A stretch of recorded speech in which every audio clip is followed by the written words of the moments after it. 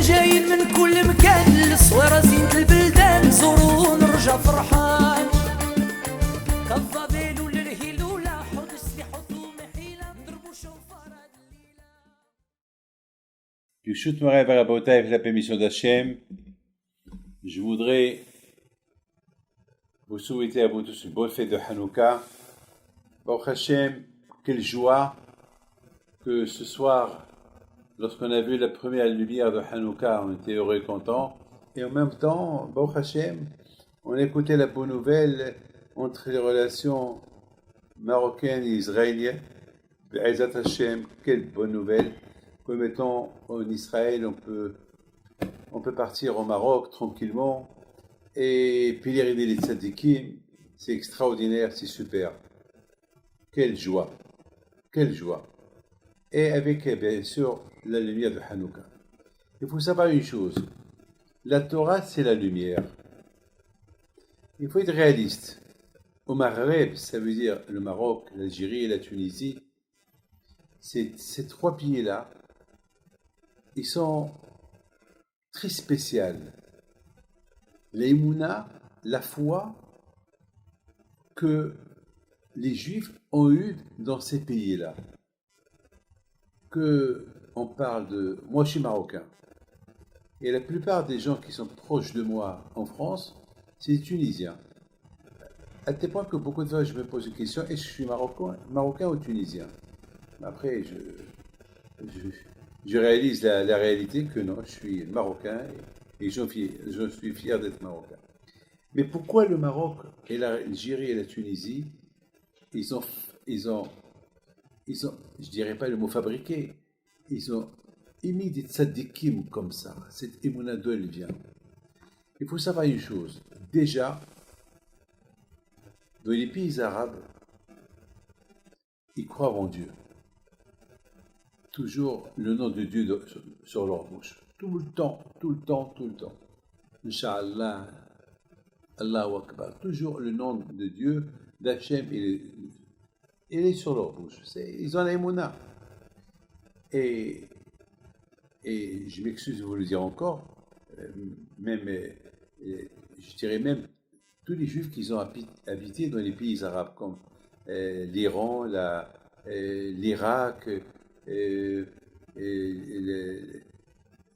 enfin, dans beaucoup de pays arabes, là-bas aussi, les Juifs, ils ont une grande émouna. Déjà parce que il y a déjà là-bas le public de ces pays-là, ils sont croyants, ils croient en Dieu. Ils font 5 fois la prière à Hachem, tout le temps. Le nom d'Hachem, il est sur leur bouche. Vous savez, la paracha de cette semaine, elle parle de la vente de Yosef par ses frères. Et lorsque Yosef a été vendu à la famille de Potiphar, on a vu que Potiphar, il est devenu riche, il est devenu soudainement proche du roi, le roi d'Égypte, et là où il mettait ses mains, il va réussir. Et Potiphar lui-même, il a reconnu que toute sa réussite, elle vient grâce à Yosef. Alors que Potiphar était idolâtre,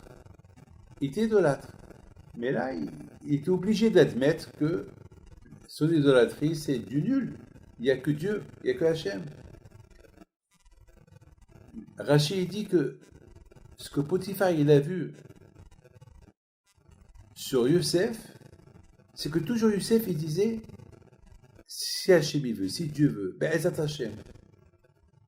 Shem Hachem Sagour Bifiv, le nom d'Hachem était dans sa bouche. Vous savez, mes amis, que les Égyptiens, ils sont idolâtres. Leur idolâtrie, c'est les animaux.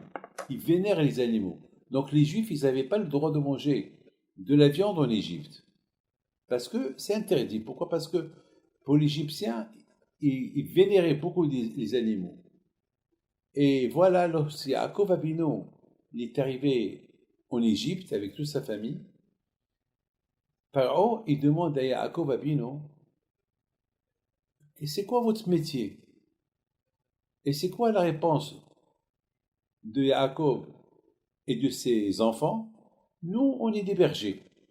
Nous, notre richesse que le bon Dieu nous a donnée, c'est du bétail. On fait du business avec du bétail. On vend du bétail.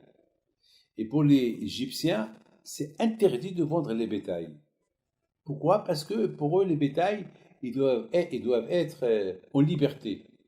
Il ne doit pas avoir un berger qui dirige le bétail, parce que pour eux, les bétails, c'est Dieu. Et voilà, soudainement, Pharaon, il dit aux frères de Yosef, alors si ça ne vous dérange pas, j'ai plein de bétail, tous les bétails d'Égypte, ils m'appartiennent. Pourquoi? Parce que les gens, ils avaient faim, ils ont vendu leur bétail pour avoir de la farine, tout l'argent qu'ils avaient, ils l'ont dépensé pour la farine, pour du blé, et même eux, ils sont devenus esclaves à moi pour avoir de... Ah, maintenant, j'ai plein de bétail. Alors, je vous en prie, vous allez s'occuper de mon troupeau, de mon bétail. La question se pose, comment Pharaon, qu'il était idolâtre, Pharaon, il vénérait, l'Égyptien, il vénère. Déjà, tout d'abord, comment les Égyptiens, ils ont vendu le bétail, ils ont fait un exchange, ils ont changé leur bétail contre du blé. À Yosef Hatzadik, et en plus, Pharaon, maintenant qu'il est devenu propriétaire de tous ces bétails, le contraire, vous savez ce qu'il a voulu faire? Il a voulu que les Juifs aussi, les enfants de Yaakov, avec les gens qui étaient avec eux, s'occupaient des bétails de Pharaon. Mais comment? Mais c'est une contradiction. S'ils vénèrent le bétail, comment maintenant il a demandé aux enfants de Yaakov de s'occuper de son bétail et de faire du business avec. De là, on voit que même Pharaon, lorsqu'il a vu Yaakov Avinu, lorsqu'il a vu le succès de Yosef, lorsqu'il a vu que Yosef, il a changé l'Égypte, il a sauvé l'Égypte, et que Yosef Hatzadik maintenant, toute sa famille sont venus en Égypte, et eux, ils mangent de la viande, et eux, ils ne croient pas dans l'idolâtrie, eux, ils croient qu'en Hachem. Alors, même Pharaon, c'est pas qu'il est tombé dans le piège, il a reconnu qu'il n'y a que Hachem. Il a reconnu qu'il n'y a que Hachem. C'est de la folie, ça. Vous savez que malheureusement, une fois que Youssef il est mort, et une fois que Yaakov Abinu il est mort, et tous les Shvatim ils sont morts, et que lorsque les Juifs ils ont commencé à devenir esclaves en Égypte, là encore, c'est écrit que Pharaon il a repris les rênes de l'Égypte, et il a encore instauré que l'idolâtrie égyptienne, c'est le bétail. Encore une fois. C'est pour ça que c'est écrit et un nouveau roi est venu qui n'a pas connu Yosef. Mais qui ne connaît pas Yosef? Qui ne connaît pas Yosef? Mais c'est Yosef qui a sauvé l'Égypte. La réponse est qu'il n'a pas voulu connaître le Dieu de Yosef. Voilà, c'est tout. Bien sûr, Yosef, il est dans l'histoire. Yosef, on connaît qui est. On ne peut pas rayer Yosef ce qu'il a fait pour l'Égypte. Non. Mais ce nouveau roi, il a, maintenant que Yosef Hatzadik, il est mort, et ses frères, ils sont morts, et Yaakov Abinu, ça y est aussi, il n'est plus là. Maintenant, il est revenu à ses origines. C'est quoi ses origines? Il s'est comporté comme un dieu. Pharaon, il s'est comporté comme un dieu, et ceux qui le représentent, c'est le bétail. Donc, il a rendu que les bétails aussi comme des dieux. Donc, encore, ils sont revenus ce qu'ils étaient avant que Yosef est venu en Égypte. Alors maintenant, vous avez bien compris que lorsque Moshe Rabbeinu, il a été envoyé par Hachem pour libérer les Juifs, alors à un moment donné, Pharaon il dit à Moshe Rabbeinu, qu'est-ce que vous voulez maintenant? Vous voulez sacrifier un sacrifice à votre Dieu? Alors faites le sacrifice ici. Alors Moshe dit à Pharaon, mais comment tu veux qu'on fasse un sacrifice? Tu veux qu'on fait... Pour faire les sacrifices, on fait les sacrifices avec de la viande, avec de la viande, des animaux. Mais les animaux, vous les considérez comme des dieux. Donc on ne peut pas faire des animaux, c'est pas possible. Est-ce que dès qu'on commence à égorger les animaux, vous allez nous tuer? Donc, de là, vous voyez que vraiment, les Égyptiens, ils sont redevenus idolâtres comme qu'ils étaient avant. Mettons, après les 10 coups que Paro il a reçus, et que maintenant on était vers la fin, et que Paro il a été achevé, alors Hachem il dit à Moshe, avant que les Juifs quittent l'Égypte, dis-leur que chaque Juif il doit faire le Korban Pessah, l'agneau pascal. Ça veut dire il faut maintenant faire un sacrifice en Égypte. Vous savez qu'on n'a pas le droit de faire de sacrifice en dehors de Jérusalem. Mais là, Hachem il a dit il faut le faire en Égypte. Pourquoi? Parce qu'Hachem il a voulu montrer aux Égyptiens que leur idole, qui vénère, c'est rien du tout. C'est que des animaux et qui sont fous comme eux. Ils vénèrent des animaux qui n'ont rien du tout.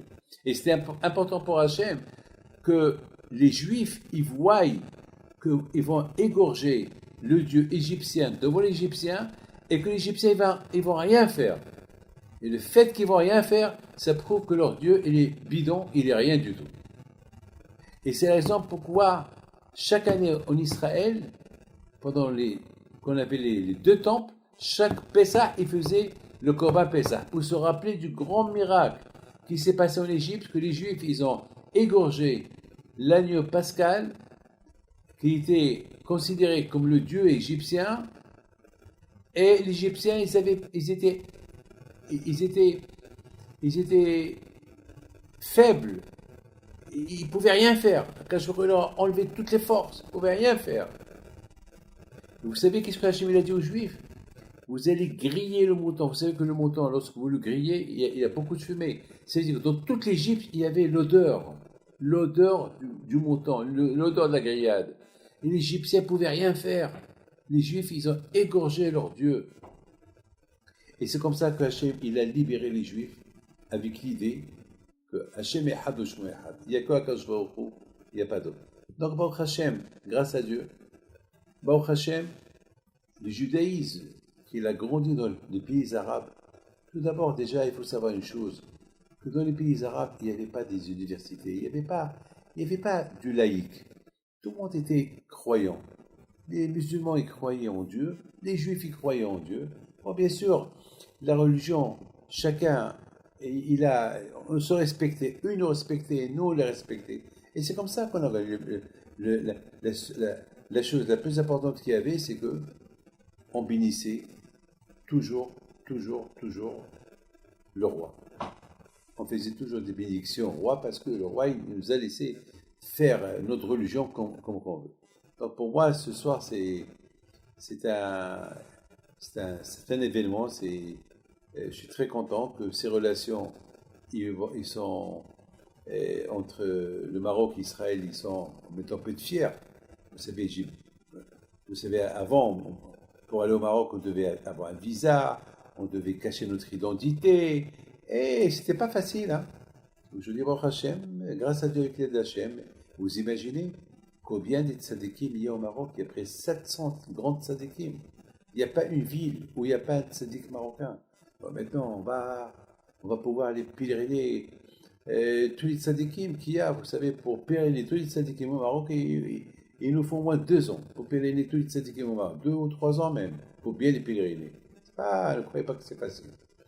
Mes amis, la fête de Hanouka, ces tzadikim-là, comment ils sont devenus tzadikim? Parce qu'ils avaient toujours la Hanouka en face, les lumières de Hanouka. Il faut savoir une chose, qu'il y a une halakha qui dit, c'est le Rambam qui dit ça.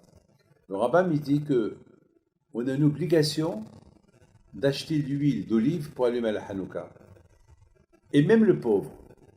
Et si le pauvre n'a pas d'argent pour acheter la lumière de Hanouka, les bougies ou l'huile, surtout l'huile pour Hanouka, eh bien, qui vend ses vêtements. C'est bizarre, hein? Vous savez que Haramim disent que il y a 2 choses que même le pauvre, il peut vendre ses vêtements pour acheter l'huile de Hanouka ou bien pour acheter le vin pour les 4 verres de Kiddush, de Pessah. Ça veut dire que s'il n'a pas d'argent, eh bien, il vend ses vêtements pour acheter. C'est une obligation d'acheter que même le pauvre, il doit boire les 4 verres. Alors la question elle est grande, pourquoi? Je comprends Pessah. Nissim Yagen Alav Shalom, c'est lui qui pose cette question.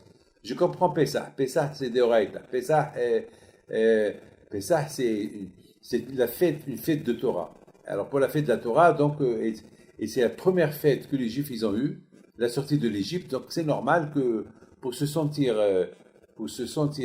libre, alors il faut boire du vin.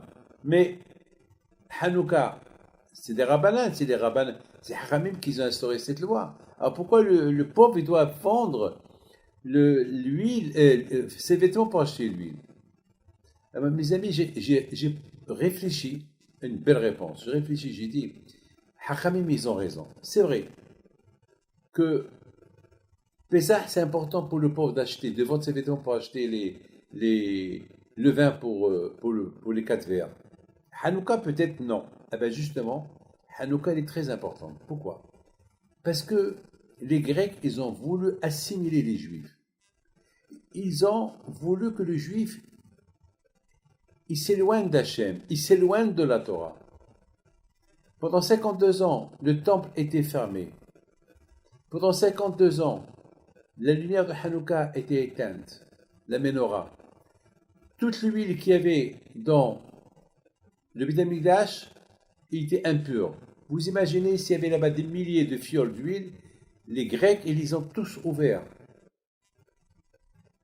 Comme ça, les Juifs, de toute façon, c'était quoi la raison pourquoi ils les ont ouverts? De toute façon, les Juifs ne vont pas rentrer allumés. Eh bien, parce que l'huile, il s'appelle Shemen, Hashemen. Et Hashemen, c'est les mêmes lettres de Neshama, l'âme.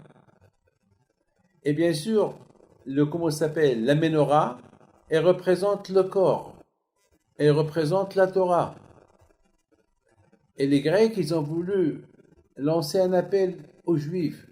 Vous croyez dans l'âme? Regardez votre âme, elle est jetée par terre. Lui, il est jeté par terre. Il est impur.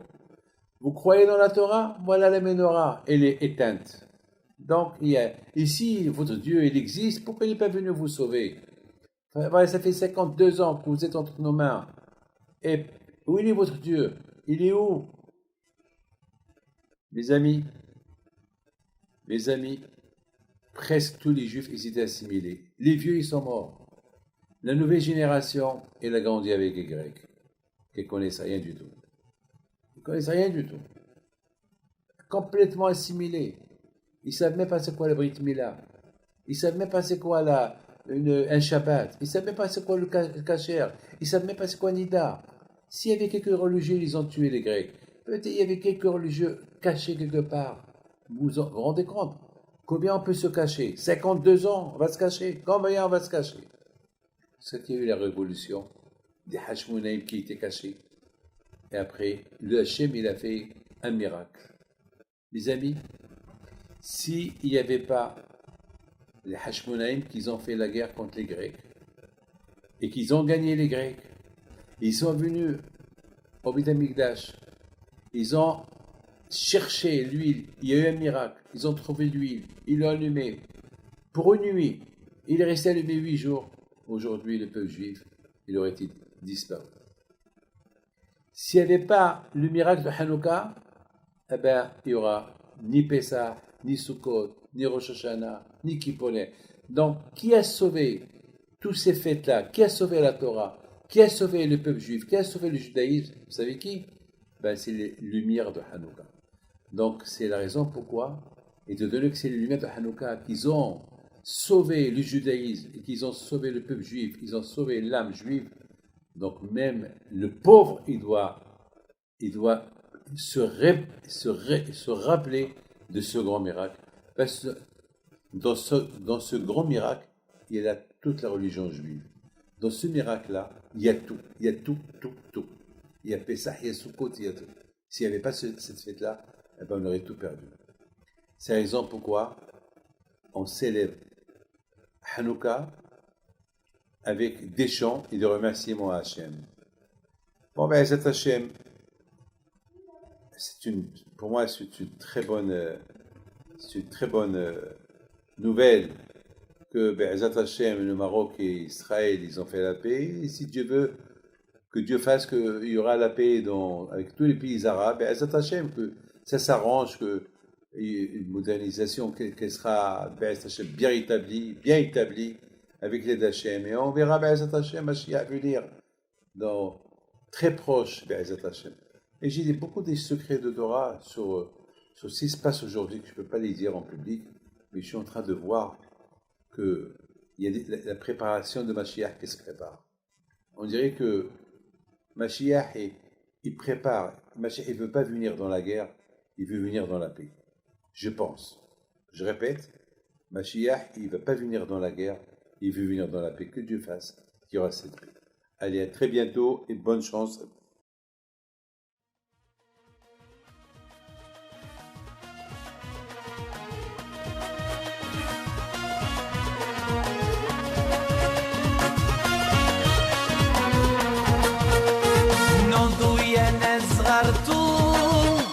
على ربيع حيم بنتو وقف لنا زي خوتو